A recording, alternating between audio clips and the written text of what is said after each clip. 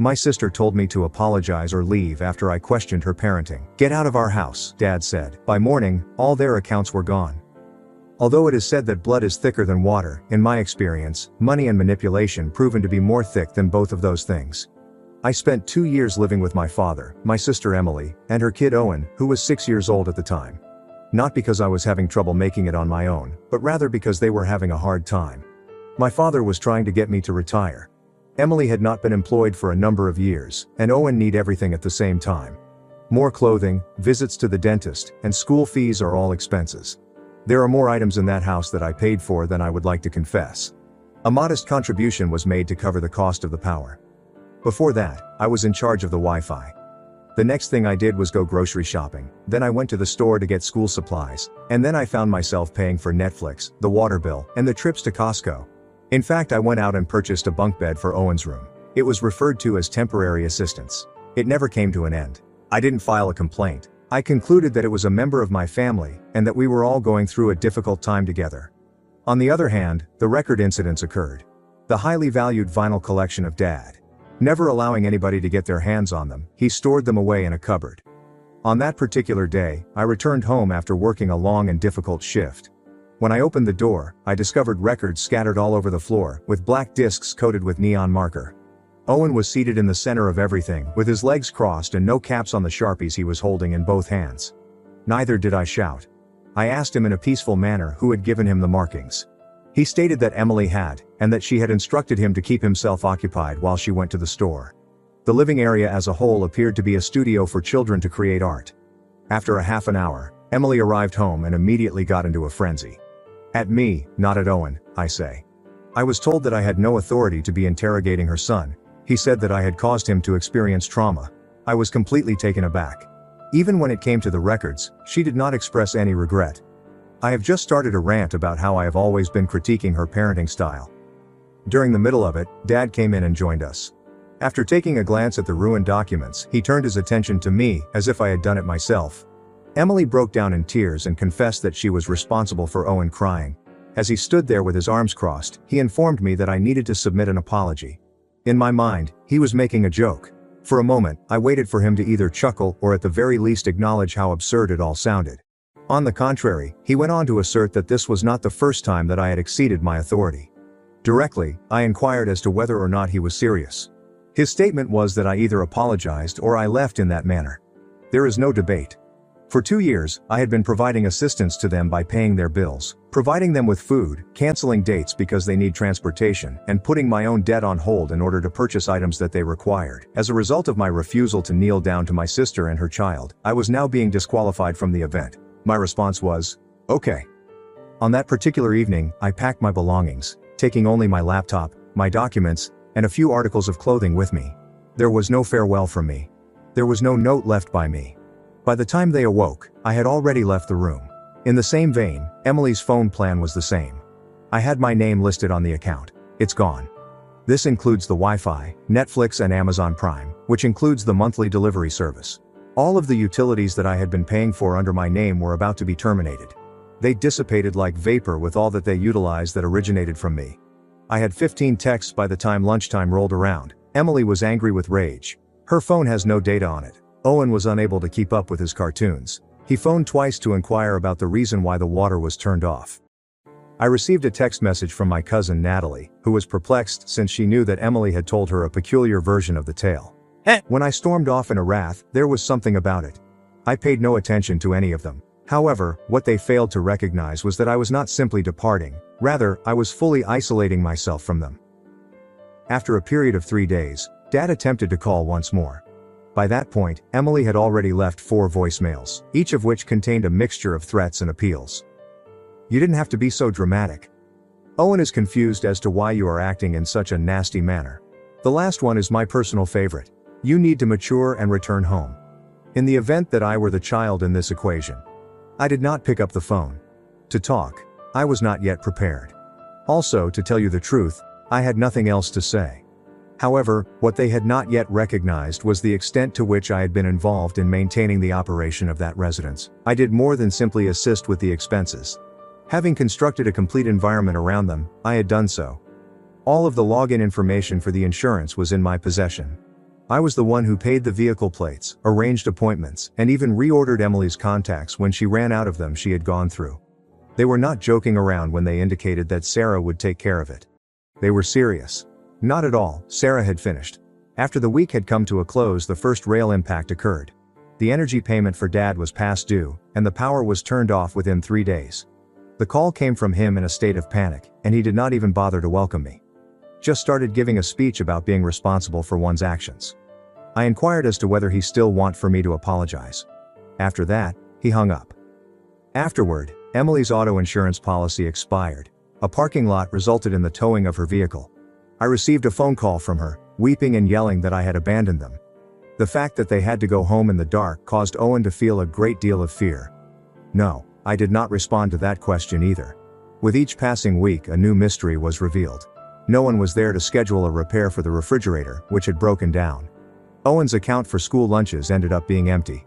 The functionality of Emily's phone has fully ceased. Due to the fact that I never boasted about it, they were unaware of the numerous things that I had quietly handled through the years. What I just did is. However, the most ironic aspect was that I had not yet paid off the debt that I had incurred by covering their life. Bills for their groceries that were paid with their credit card. There was a charge for their elderly dog that was $800, and it wasn't even mine. At one point in time I was contributing more to their lives than I was to my own through financial contributions. And now they were frantically trying to get things done. In spite of the fact that they were unwilling to acknowledge it, the home was falling apart at the seams without me. After then, the messages were delivered to the relatives.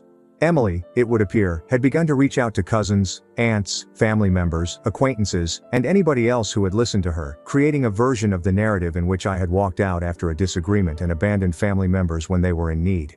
Omitted the part where they threatened me with a death sentence because of a child of 6 years old writing on documents that cannot be replaced. I began receiving texts from individuals one by one.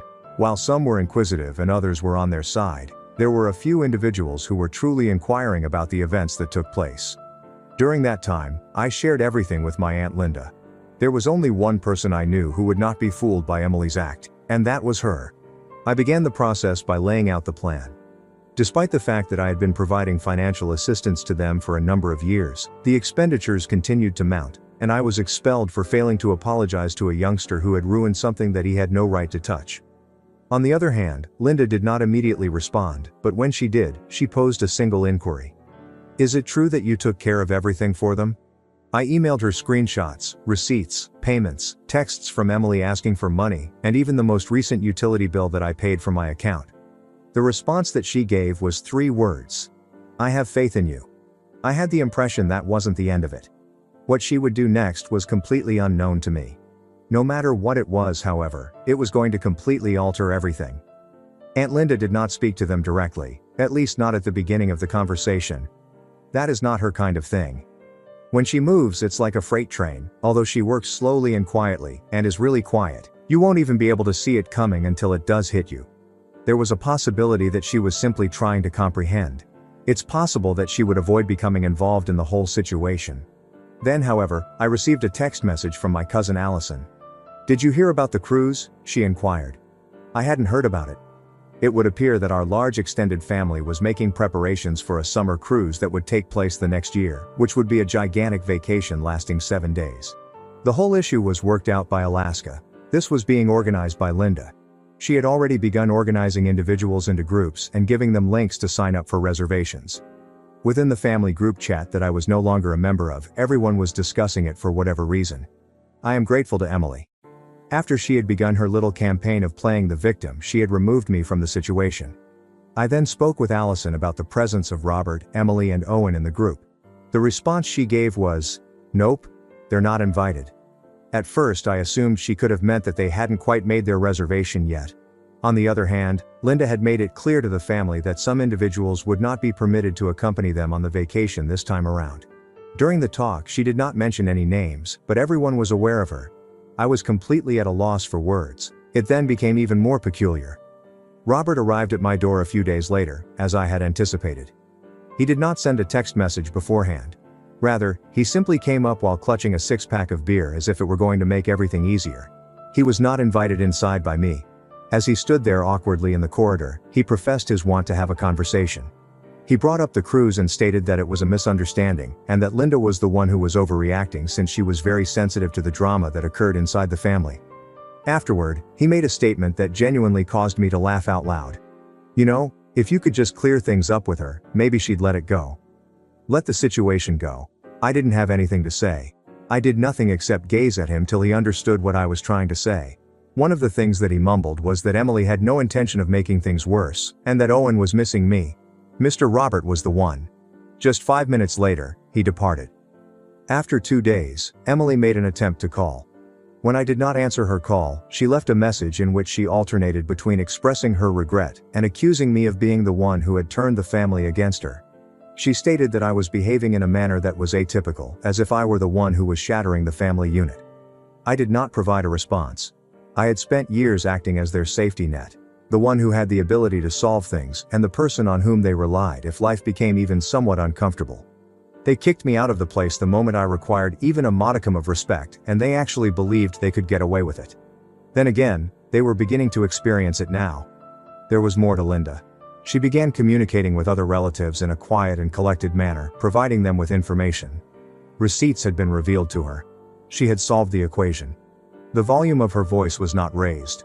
She heightened understanding. The rest of the family, on the other hand, began to move away from Robert and Emily. It wasn't simply that they were losing money today, it was happening gradually. It was a loss of face for them.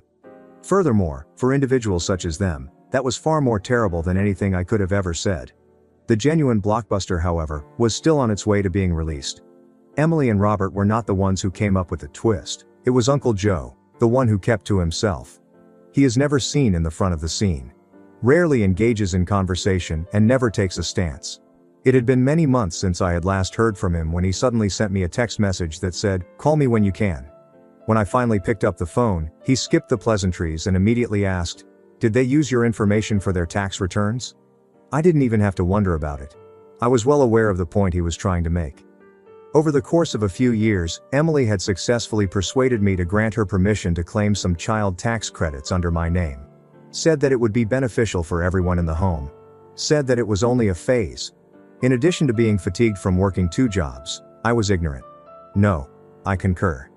The reunion took place.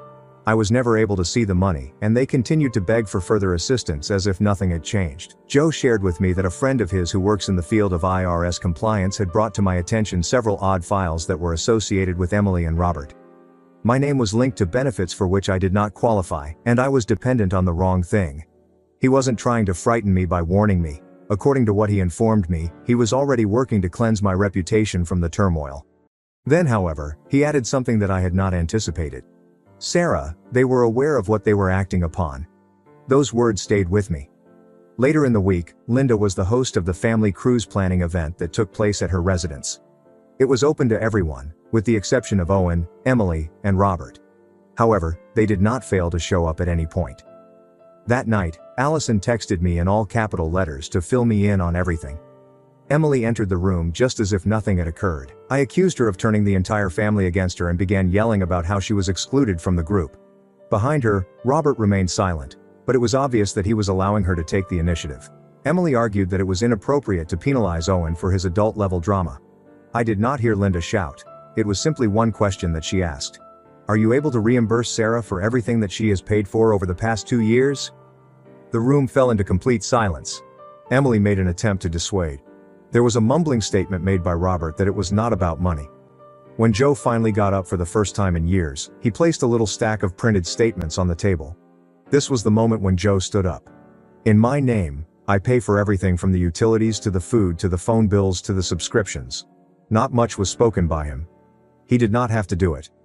Linda turned to them and informed them that they had not been invited to the event. Certainly not because of me, but rather because they took advantage of me, lied about it, and then attempted to portray me as the antagonist. She made it quite clear to them that they would not be in her company on the trip or at her house until they made up for what they had stolen and paid back what they had taken. It was Emily who began to shout. Robert simply made a turn and departed. However, nobody followed them.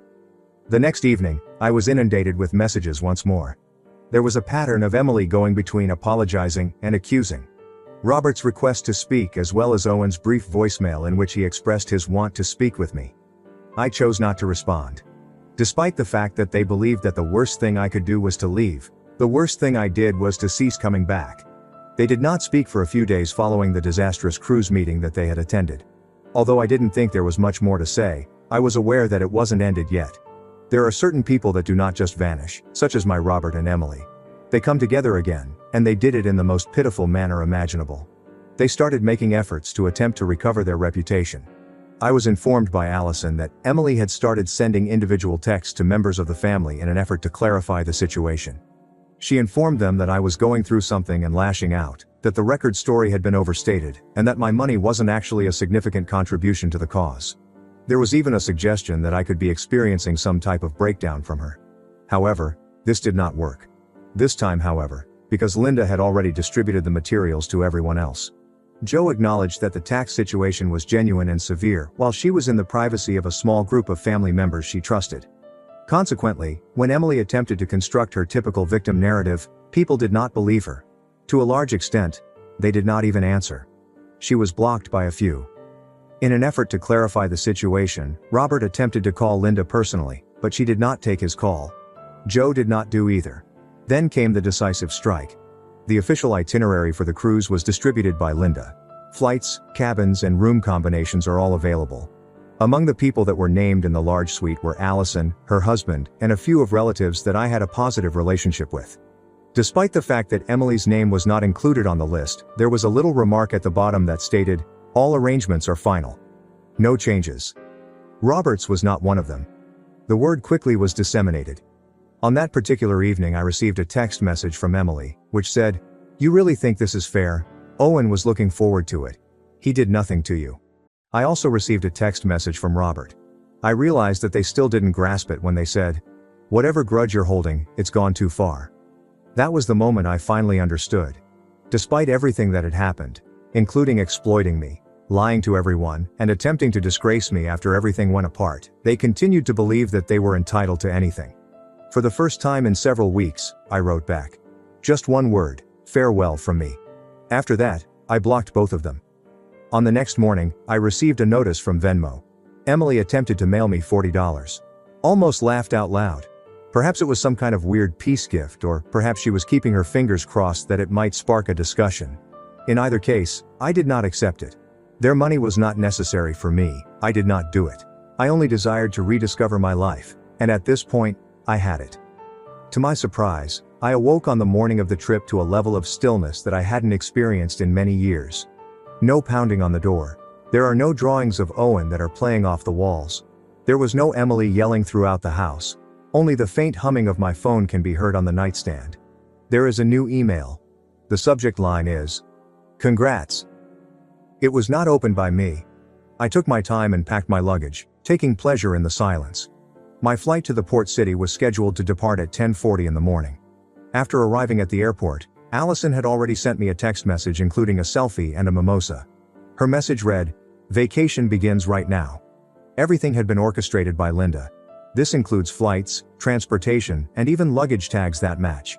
Whenever I closed my luggage with the zipper, I experienced a strange sense of serenity, like if something was being shut behind me. After I had finished getting ready to leave the house, I heard a knock at the door. A couple of gentle taps, as if someone was hesitant whether or not they wanted to be there. It was not opened by me. I was already aware of that. Once more my phone is buzzing, a number chosen at random. Robert and Emily were standing on the porch when I looked out the window of the upper floor and heard them say, "We're outside. Please talk to us. Just 5 minutes." There was Owen, kicking his legs while he was seated in the back seat of the automobile. Over the course of a few moments, I stood there and simply observed them occupying the area that had previously been mine. After that, I looked aside. I arrived to the terminal, but by the time I got there, everything had changed. There was laughter, sunlight, and steel drums playing in the distance over the speakers. I was surprised when Allison came up to me and gave me a hug as if we had just seen each other a few weeks earlier. Linda gave me a booklet that had my itinerary as well as a glossy cruise badge that had my name emblazoned across it in a clear and legible manner. During the time that we were boarding the plane, someone remarked that Emily had been phoning other members of her family once again in an attempt to guilt her way into pity. She gave a wink and added, "You made the right call." She added that she was heartbroken about the vacation and that she felt it was unjust that a youngster had to pay the price for a quarrel that occurred inside the family. On the other hand, nobody grabbed the bait this time. Even her cousins, who had previously been her supporters, had stopped doing so. Linda had previously disclosed the facts to everyone in a discreet manner. It's simply the facts, no drama. To add insult to injury, Emily was unable to spin her way out of the devastation that the facts caused. A few hours later, in the afternoon, we departed from the dock. Taking pictures and pointing to the wide lake, everyone leaned over the railing and took pictures. While I saw the beach fade, I took a few steps back and held a drink in my hand. I thought about everything that I had done for them, both financially and emotionally, and I thought about how they didn't understand until it was too late that I was the one who was holding everything afloat. The farewell text was not sent by me, they were not unblocked by me, there was no email that I opened. All I did was allow the distance to widen. Within the confines of that same old house, they were seated somewhere back at home. They told themselves that I would ultimately come around, but there was no electricity, no Wi-Fi, and no help. On the other hand, I wouldn't. A cruise was more than simply a vacation for me. This demonstrated that I was able to survive without them, and that they were unable to operate well without me. And as the ship continued to sail further away, I finally let out a breath. It wasn't because I had won, rather, it was because I was free.